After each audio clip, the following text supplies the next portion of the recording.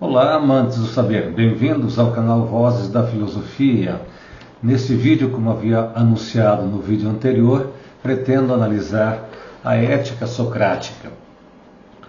Se, de forma sintética, poderíamos resumir o pensamento socrático do vídeo anterior através da sentença "só sei que nada sei", ou seja, mais sabe quem sabe ou conhece sua ignorância do que quem a ignora.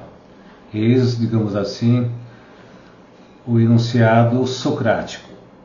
Agora, no segundo vídeo, pretendo, como disse, analisar então a ética socrática a fim de divisarmos os seus ensinamentos, ou seja, o que Sócrates tem a nos ensinar em relação à questão ética. Primeiramente, cumpre dizer que a vida de Sócrates traz consigo um profundo ensinamento filosófico e ético. O episódio da morte, ou melhor dizendo, os momentos que antecederam a morte de Sócrates, trazem consigo um ensinamento ainda mais profundo e contundente. Não é um ensinamento livre de controvérsia, mas eu gostaria de explorar aqui as suas implicações e, ao mesmo tempo, as suas, eu diria, consequências do ponto de vista social e político. Vale dizer que Sócrates levava uma vida de maneira a provocar, por um lado, o ânimo daqueles que se sentiam desafiados. A filosofia praticada por Sócrates implicava no questionamento, ou melhor dizendo, na crítica aos costumes, aos valores da tradição. A morte de Sócrates é um episódio que ilustra muito bem o sentido e, ao mesmo tempo, a consequência que um filósofo pode ter se levar a filosofia, digamos, às suas últimas consequências. Ou seja, a filosofia pode conduzir o filósofo para uma situação limite, tal como Sócrates experimentou. Ou seja, o exercício da filosofia nem sempre é bem-vindo numa sociedade. A morte de Sócrates ilustra justamente o fato de que a relação entre filosofia e sociedade é uma relação tensa, conflituosa. Via de regra, a sociedade não suporta a presença inquiridora do filósofo. Por isso que a morte do filósofo representa o seu banimento, a sua expulsão da cidade. Ou seja, nem toda instituição social, nem todas as instituições estão dispostas a acolher, a acatar o que dizem os filósofos. Os filósofos, via de regra, são intelectuais, pensadores, que desafiam o pensamento vigente, o pensamento da tradição, ou melhor dizendo, aqueles valores, aquelas crenças que estão arraigadas no meio do povo e que sustentam estruturas de poder. À época de Sócrates, a democracia que estava degenerando em demagogia pela presença atuante dos sofistas, que transformavam o seu interesse pessoal no único interesse dos cidadãos. Ou seja, ao invés de perseguirem o bem comum, o interesse de todos, os sofistas, segundo a visada socrática, buscavam tão somente os seus próprios interesses. Seus próprios interesses, eu quero dizer, seu êxito, seu sucesso pessoal. Sócrates, ao contrário, praticava uma filosofia que visava não só a busca da verdade, como a prática da justiça. Bem pensar para bem viver. Nesse sentido, então, podemos dizer que Sócrates é o fundador da ética ocidental sob um ponto de vista. Ou seja, Sócrates lança aquelas perguntas, aquelas questões que são fundamentais. Em que consiste a vida humana? Quem é o homem? Como devemos viver? Qual é o verdadeiro propósito, a verdadeira finalidade da nossa existência? O que torna a vida humana feliz? Porque a maior parte das pessoas tende a estimar mais o que vale menos e menos o que vale mais. Ou seja, essas questões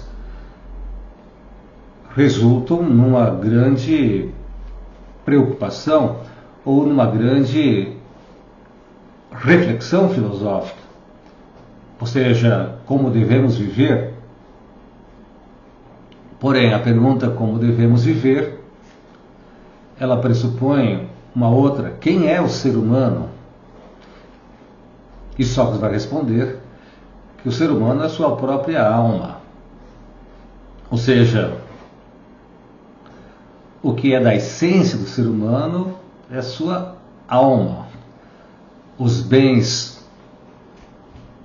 morais, ético-morais, estão, portanto, acima dos bens materiais.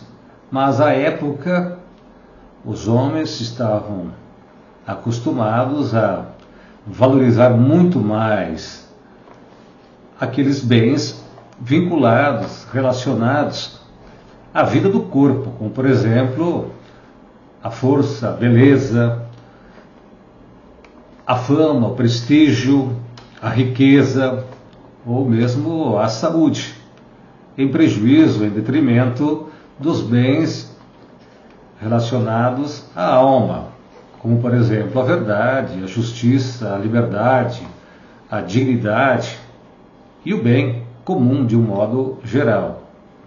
Sócrates inverte, portanto, esses valores, ou melhor dizendo, questiona o fundamento da moral tradicional e por isso sua presença representa uma ameaça para os defensores e para os cultores da tradição ou dos valores tradicionais, de tal maneira que a sua vida representou para a Atenas clássica, uma ameaça, ou seja, a presença do filósofo na polis, na esfera pública, representa a possibilidade da transformação da própria sociedade, de modo que as forças conservadoras se opuseram à presença ou à continuidade da presença desse filósofo na sociedade, de tal maneira que ele foi condenado à morte, injustamente no dizer de seus seguidores, sobretudo de Platão, que assistiu ao discurso, inclusive, de autodefesa perante o tribunal. Aliás, Platão redigiu uma obra que contém em detalhes o discurso de autodefesa de Sócrates perante o tribunal de Atenas. O título dessa obra é Apologia de Sócrates. Ou seja, Platão não só assistiu à autodefesa de Sócrates perante os seus acusadores, mas ao mesmo tempo percebeu a manobra política que condenou, no entender de Platão, o mais justo e o mais sábio dos homens, ou seja, Sócrates. Foi por um interesse político que Sócrates foi condenado à morte. Vamos analisar então, não o significado da morte de Sócrates em si mesmo, mas aquelas possibilidades que existiam, né, e que se apresentavam para Sócrates nos momentos finais da sua existência, que era a possibilidade de fugir da prisão, ou então de pagar fiança, de permutar esta pena capital por uma outra pena, por uma pena pecuniária. E Sócrates recusou tanto a fugir da prisão quanto a pagar fiança. Ou seja, o pensamento de Sócrates é o grande responsável por ter levado o próprio filósofo à morte, de modo que se costuma dizer que a morte de Sócrates não se deveu ao fato de ter ingerido uma taça de cicuta, que é um veneno extraído de um arbusto, um veneno letal, portanto, extraído de um arbusto, mas Sócrates teria morrido em decorrência de suas próprias ideias, ou seja, a coerência entre o pensar e o agir teria condenado Sócrates, isto é, o filósofo ateniense, à morte. Este é o preço, ao que parece, de todo aquele que desafia a ordem vigente, a ordem estabelecida. Este é, digamos, o preço que o filósofo paga para poder pensar livremente, ou seja, por ter desafiado o poder político, as instituições políticas. Examinemos então as duas possibilidades que se apresentavam a Sócrates, né?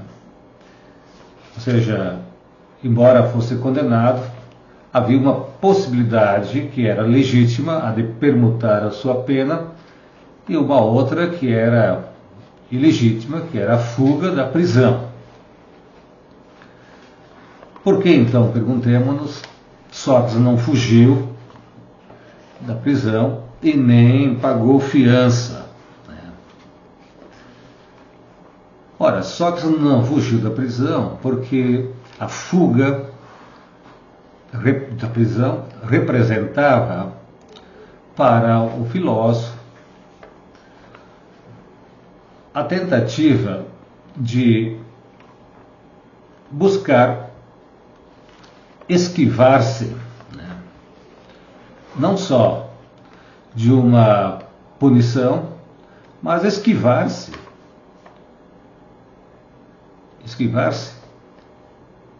do seu compromisso político, ou melhor dizendo, fugir da prisão poderia ser interpretado como uma atitude não só de covardia, mas de busca apenas do seu interesse pessoal, a tentativa de salvaguardar-se a si mesmo, ou de resguardar-se a si mesmo, de defender a sua própria vida, em detrimento daquilo que ele sustentou ou afirmou durante a sua própria existência. Ou seja, a fuga não era, como disse, apenas um ato, ou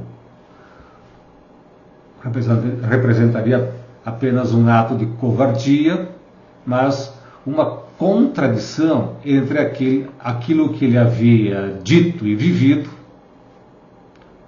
no decorrer de sua própria vida e aquilo que ele estaria a fazer ou poderia fazer quando então foi condenado. Embora sendo condenado injustamente, Sócrates vai acatar esta pena, ou melhor dizendo, a pena de morte. A fuga representaria, portanto, não só uma contradição, mas uma tentativa de colocar o seu interesse pessoal, a sua vida pessoal, acima dos interesses comuns. E por que Sócrates não pagou fiança? Ora, pagar fiança significava, no entender de Sócrates, trocar a liberdade da alma pela liberdade do corpo.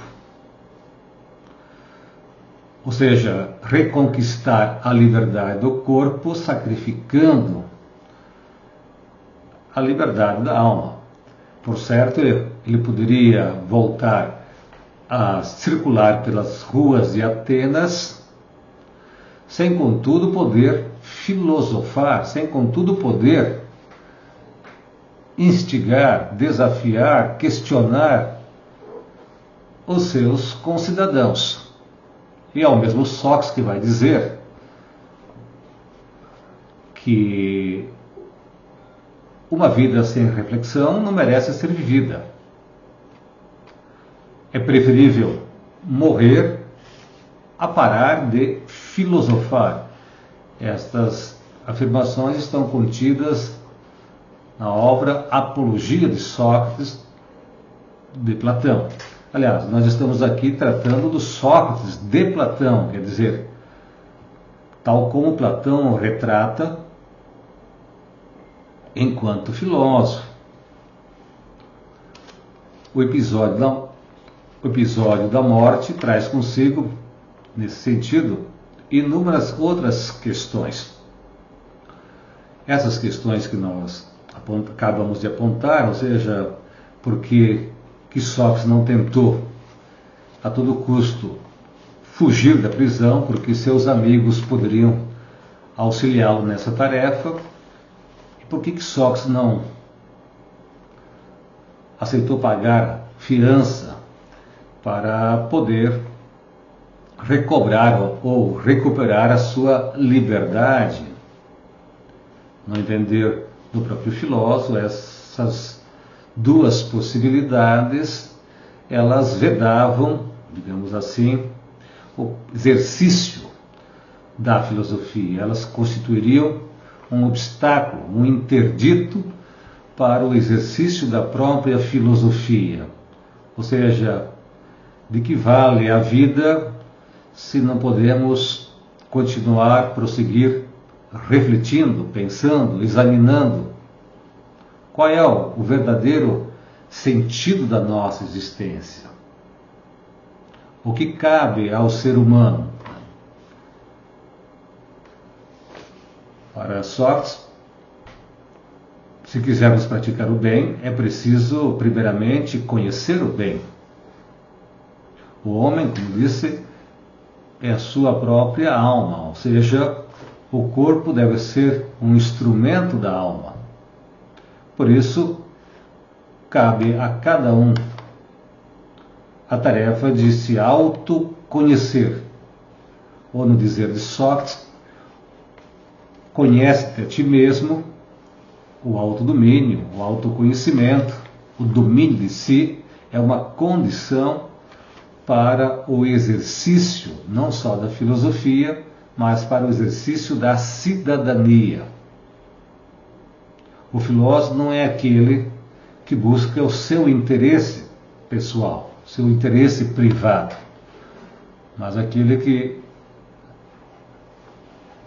trabalha, se ocupa com as questões que diz respeito a todos os seres humanos. Por isso que a presença do filósofo é na esfera pública, no espaço público. A filosofia tem, desde o seu início, com Sócrates, por exemplo, na Grécia Antiga, um compromisso com o destino político da polis. Filosofar é, a um só tempo, colocar em questão não só a própria vida, mas a vida dos outros cidadãos. Ou seja, o grande ensinamento socrático persiste. Ou seja, é preferível sofrer uma injustiça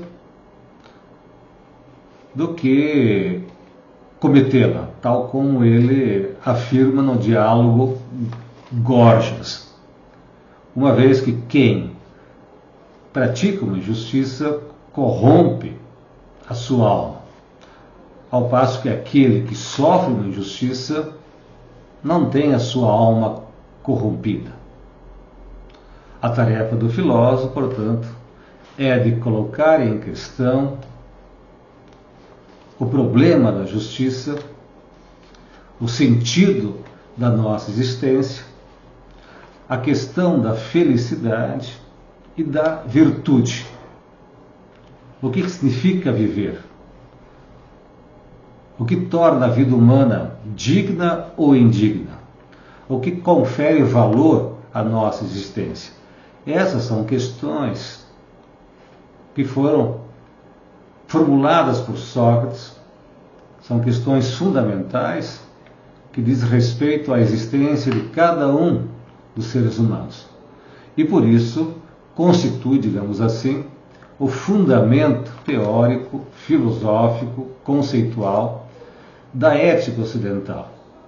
A ética socrática é uma ética fundada, assentada na razão.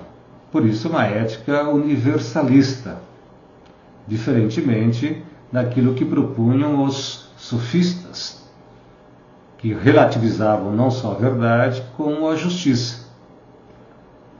De tal maneira, portanto, se quisermos discutir no mundo contemporâneo, no nosso momento histórico, o problema ético, precisamos retornar a Sócrates a fim de sabermos quais são os objetivos, os propósitos, qual é a finalidade, o sentido, a razão de ser do nosso existir. Onde está a razão da nossa existência? A virtude é, no entender de Sócrates, a virtude da alma, que consiste em agir em conformidade com o bem.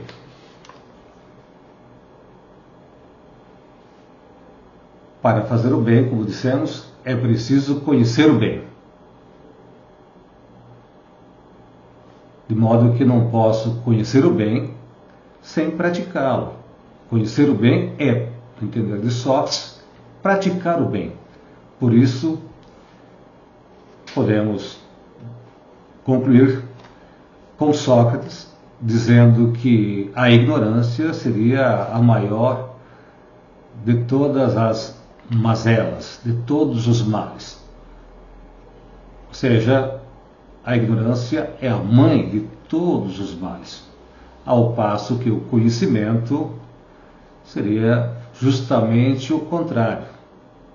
Cabe, portanto, ao ser humano conhecer, mas no que diz respeito à ética, conhecer significa agir em conformidade com o bem. Ou seja, existem dois tipos de conduta, a conduta teórica e a conduta prática. Se dizemos que somos bons, isso só pode ser possível mediante as nossas próprias ações. Ora, tais questões serão depois desenvolvidas tanto por Platão quanto por Aristóteles.